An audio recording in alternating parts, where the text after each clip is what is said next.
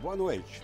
Abrimos um olhar sobre o mundo dessa semana com a capa da revista alemã Der Spiegel, que resume o sentimento de humilhação da Europa depois que o presidente Trump abandonou o acordo nuclear com o Irã, abandonando-a também. A Europa foi deixada na incerteza e ansiedade. Para Der Spiegel, a relação transatlântica ficou seriamente abalada. Trump é até chamado de o grande unificador da Europa. União no choque, na surpresa e na impotência de lidar com a nova Casa Branca. Nem quando a Europa se recusou a invadir o Iraque com o presidente George Bush, em 2003, a tensão chegou ao ponto em que se encontra agora. O governo americano abandonou o Tratado do Clima de Paris, despreza a Organização Mundial do Comércio e o Tratado do Atlântico Norte. E iniciou, com a sobretaxa ao aço e alumínio, o que pode render ainda uma guerra comercial. O reconhecimento de Jerusalém como capital de Israel também foi uma decisão unilateral. Esta é a America First, anunciada na campanha eleitoral de Trump, tomando a forma de América sozinha, isolada do mundo. Aqui no estúdio, estamos com o embaixador da União Europeia em Brasília, João Gomes Cravinho, que ocupou o mesmo posto na Índia entre 2011 e 2015, foi vice-ministro das Relações Exteriores de Portugal e consultor do Instituto de Defesa Nacional, da Fundação Calouste Gulbenkian, da Comissão Europeia e do Banco Mundial. Muito obrigado por estar aqui esta noite. Muito obrigado, João. Boa noite. Ninguém melhor que o senhor para nos dizer, diante dessa foto, as relações da Europa com os Estados Unidos estão em perigo? Bom, eu creio que a situação é pior do que isso.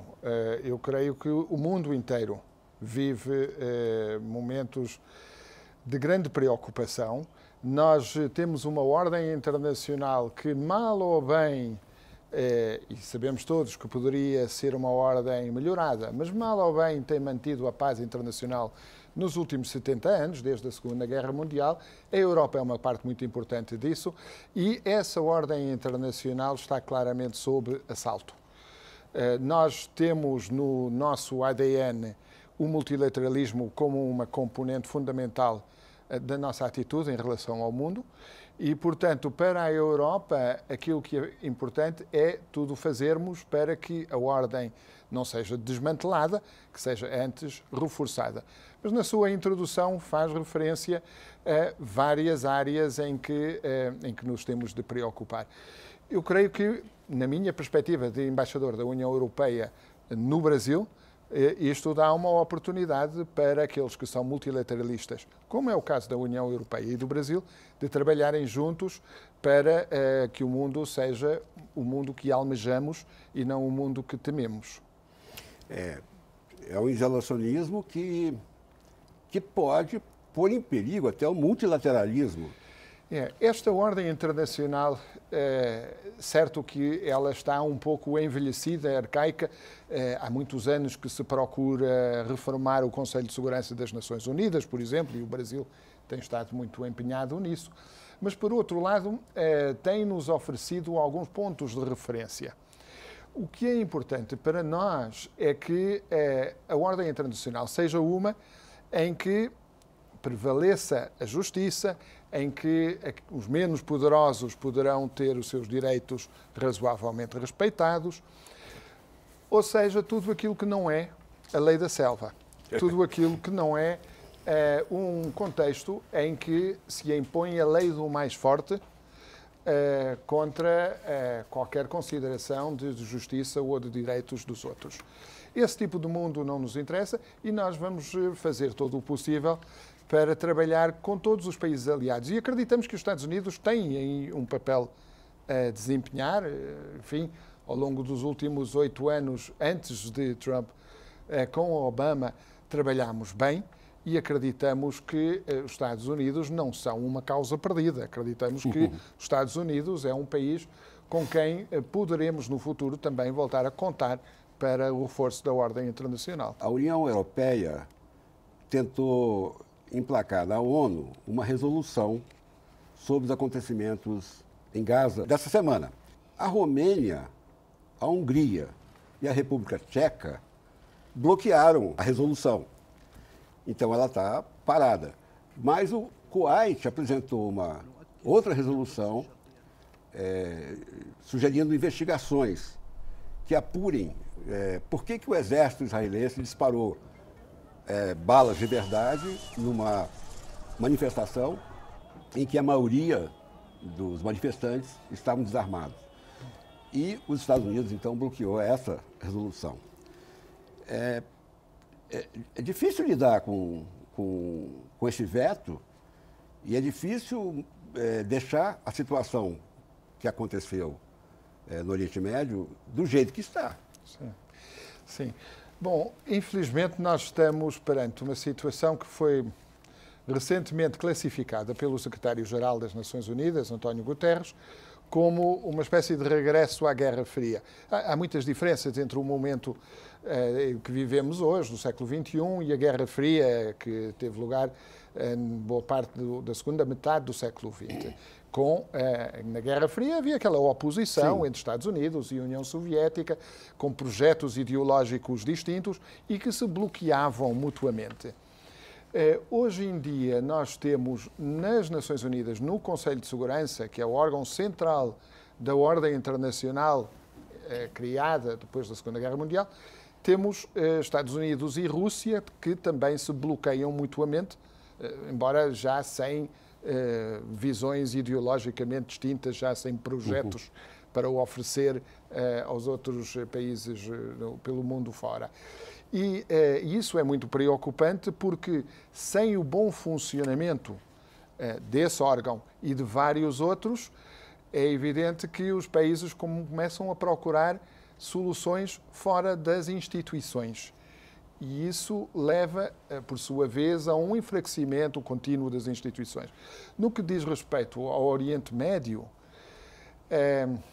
a situação é muito preocupante porque os Estados Unidos, durante as últimas décadas, último par de décadas, procuraram desempenhar um papel de fiel da balança, um papel de promotor de uma solução que fosse inclusiva e os Estados Unidos parecem ter abandonado esse papel, ficando o mundo numa situação em que dificilmente haverá quem saiba, quem consiga promover a paz no Oriente Médio. A neutralidade foi jogada no lixo, porque os Estados Unidos perderam a credibilidade. Ele deu o reconhecimento de Jerusalém como capital de Israel sem nada em troca.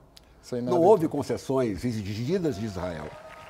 Então, sai de cena os Estados Unidos como promotor da paz. Mas, de qualquer forma, Trump disse durante a inauguração da embaixada, que era o consulado dos Estados Unidos em Israel, que ele ainda está firme com o plano de paz.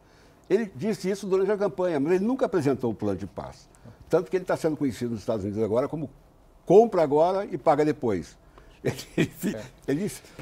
Esse problema é grave pelo seguinte: de facto, os Estados Unidos parecem ter abandonado qualquer pretensão à promoção da paz, havendo, no entanto, esta narrativa, este discurso que sim, que eles vão promover. Ora, nas relações internacionais, que não há um tribunal internacional, uma polícia internacional que imponha uma... Nas relações internacionais, a palavra, o compromisso, a honra, conta acima de tudo. E quando há uma frequente quebra da palavra, quebra dos compromissos assumidos, levantam-se naturalmente dúvidas sobre os passos seguintes, sobre aquilo que vai ser, aquilo que é a postura de um Estado. Qual é o valor da palavra de um Estado quando, no passado recente, houve várias quebras dessa palavra. Portanto, aí os Estados Unidos, eu creio que saem enfraquecidos, porque saem numa posição de menor capacidade de influência do sistema internacional e das situações específicas do sistema internacional. Criou-se um problema em relação ao Irã, porque Inglaterra, Reino Unido, França e Alemanha querem manter o acordo firmado com o Irã, junto ainda com a China e a Rússia. Mas os Estados Unidos estão ameaçando punir com sanções secundárias as empresas que violarem o acordo. O que pode uma Airbus negociar com o Irã que será maior do que o que ela negocia com a Boeing nos Estados Unidos? Ela não terá escolha.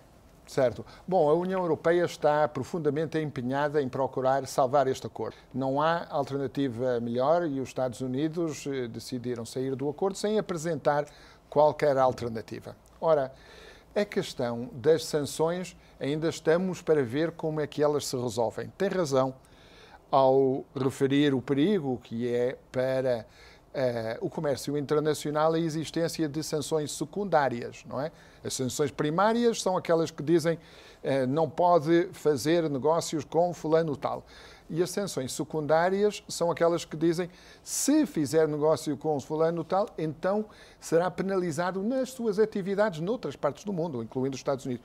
Mas nós temos resposta a isso, estamos estudando a legislação mais adequada, mas já passámos por isto no passado, porque com Cuba, nos anos 80, 90, também os Estados Unidos procuravam impor sanções de forma extraterritorial. Também procuraram penalizar empresas europeias que trabalhavam com Cuba por causa das suas americanas próprias políticas em relação a Cuba. E aí nós invocamos legislação nossa que bloqueia a aplicabilidade de legislação americana às empresas europeias. Mas o que aconteceu em relação a Cuba foi que os Estados Unidos acabaram por não impor sanções nenhumas contra empresas europeias que trabalhavam com Cuba, porque não lhes interessava também que houvesse retaliação. Mas o presidente era outro. O presidente era outro, mas acreditamos que haja ainda bom senso no sistema político e económico americano, porque ninguém sairá ganhando de uma situação desse tipo. Nós vamos fazer um breve intervalo nessa conversa com o embaixador da União Europeia em Brasília, João Gomes Cravinho, e na volta eu vou saber o que é que o embaixador pensa sobre o elogio que Trump deu ao Reino Unido quando saiu da União Europeia. Até já.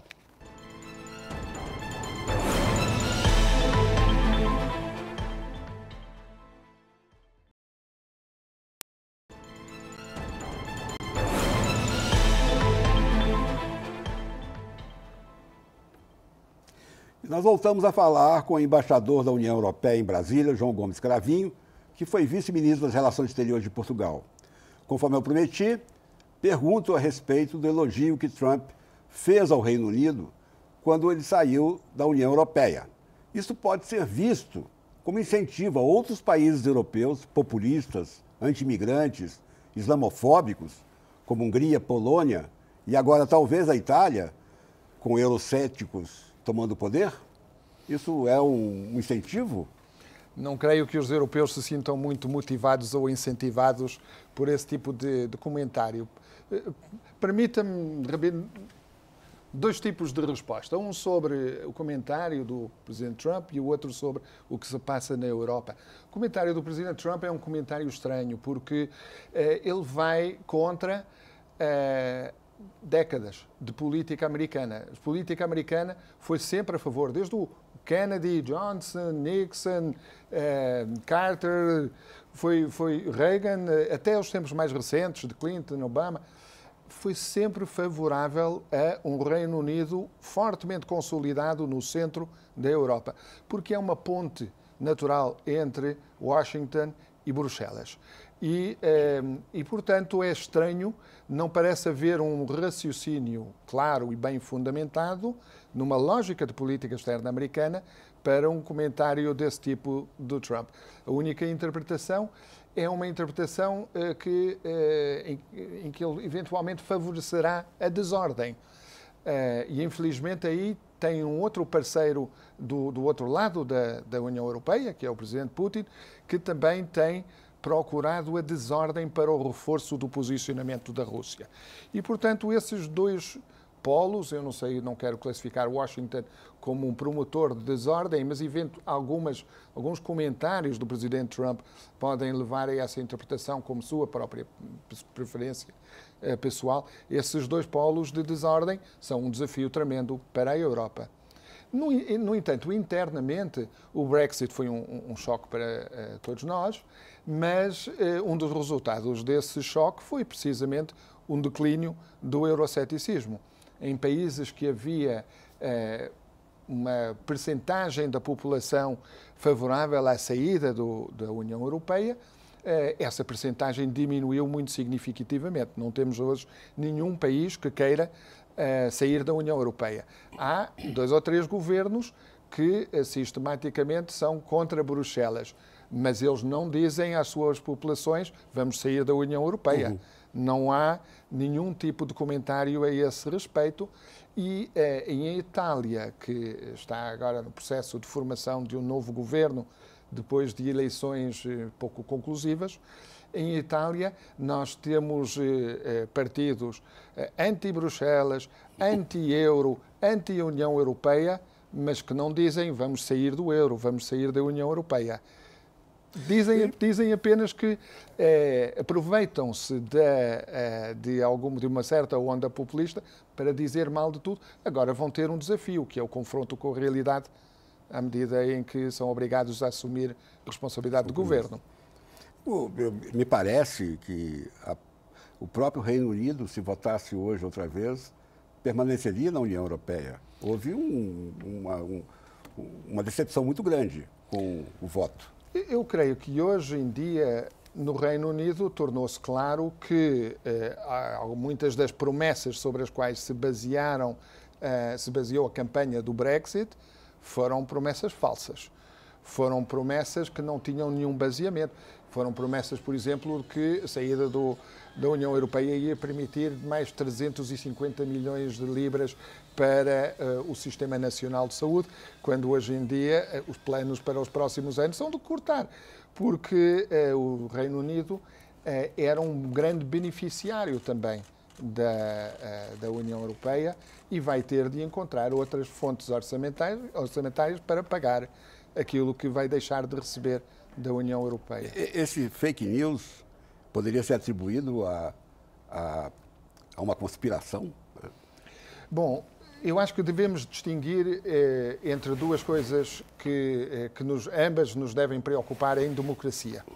E nós somos democracias na União Europeia, o Brasil também tem eleições. Uma é a simples mentira dos políticos. Os políticos que fazem afirmações falsas, propagam essas afirmações e procuram convencer o seu eleitorado com base em afirmações que não são corretas. Isso aconteceu com o Brexit muito manifestamente, políticos que até vieram a ter posteriormente responsabilidade de governo. Agora, e a outra coisa é a utilização, e acho que está bastante bem documentado que os serviços de informação russos, os serviços secretos russos, estão envolvidos em utilização de novas tecnologias para disseminar em redes sociais informação incorreta. Uma coisa é a responsabilidade dos políticos, outra coisa é aquilo que se passa por baixo do radar e que terá tido influência também no Brexit, teve influência nas eleições americanas e temos de ter muitas cautelas para que não tenha influência em outros desafios eleitorais que agora temos pela frente. Embaixador, o senhor teria ideia de quanto a União Europeia como um todo investiu no Irã desde o acordo? Porque foi um investimento pesado, né? Logo que assinou-se o acordo, o pacto nuclear com o Irã, houve uma corrida, né, de negócios no Irã. As perspectivas de melhoria da situação económica no Irã eram um dos grandes incentivos para que o Irã saísse do seu isolamento internacional, aceitasse um acordo para evitar que viesse a ter armas nucleares e que se normalizasse enquanto membro da comunidade internacional. Nós aplaudimos que tenha sido assim, porque consideramos que é uma forma de apoiar a normalização do Irã. Dito isso, o Irã é um parceiro pequeno da União Europeia em termos económicos. Não é nada parecido com o Brasil, não é nada parecido com muitos outros países que existem pelo mundo fora. Por ter começado agora, o relacionamento económico com o Irã é um relacionamento ainda pequeno. E eu quero dizer isso para sublinhar que não tem base uma ideia que eu tenho visto de vez em quando, que os europeus trabalham porque têm muitos interesses no Irã. Não. Os nossos interesses são, em primeiro, segundo e terceiro lugar, segurança. Evitar que o Irã venha a ter uma arma nuclear, evitar que haja no Oriente Médio uma corrida aos armamentos, e nós não estamos a ver nenhum tipo de plano alternativo que sirva esses objetivos melhor. Embaixador, agora nos permitamos um pouco de ufanismo. Portugal tem a ONU, Guterres é o secretário-geral da ONU. Portugal é o destino mais procurado da Europa, pelos próprios europeus. Tornou-se o país de preferência para férias, para descobertas. E os brasileiros estão indo para lá em levas. Como é que o senhor se sente nesse Portugal que agora aparece tanto no mundo? Bom, esqueceu de referir que Portugal é campeão da Europa também em futebol. Claro, Cristiano Ronaldo. Olha, naturalmente que, enquanto português, me sinto muito orgulhoso. Creio que há muito mérito nos governantes portugueses dos últimos tempos que têm sabido, em particular o atual governo que tem sabido, e o Presidente da República também, tem sabido interpretar bem aquilo que o povo português precisava para voltar a acreditar em si próprio, e essa dimensão psicológica teve um impacto muito grande, acoplado a políticas económicas que também correspondiam àquilo que o país precisava. Portanto, desenvolveu-se um círculo virtuoso e, enquanto português, só me posso orgulhar dessa realidade. Enquanto europeu, também devo dizer que o que se passa em Portugal é muito interessante porque mostra novos caminhos, mostra que nós não somos obrigados a pensar de forma completamente homogénea, de acordo com aquilo que aparece num ou outro livro, manual de economia. Pelo contrário, nós precisamos de um pouco de sensibilidade e de criatividade nas nossas políticas públicas para tirar partido do imenso potencial que temos, e eu creio que o que se fez em Portugal abre essa perspectiva.